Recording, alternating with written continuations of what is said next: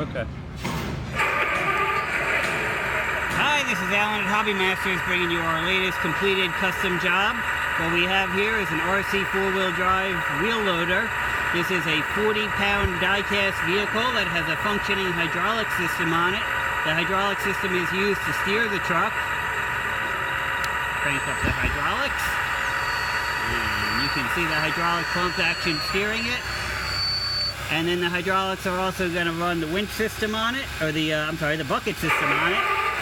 We've added this sound system to the truck also. Let's see some bucket action. This bucket will pick up over 40 pounds. If I drop it down, we'll pick up our vehicle, which again is a 40-pound vehicle. And then the vehicle has a 2-speed transmission in it, with a turbo diesel engine sound system to match. We've got a backup beeper on it.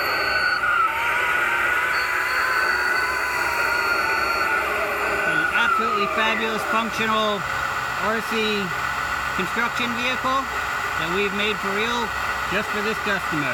We got headlights, taillights, if there's some lighting action on, blinkers. Absolutely great truck. Another dream made true by Hobby Masters.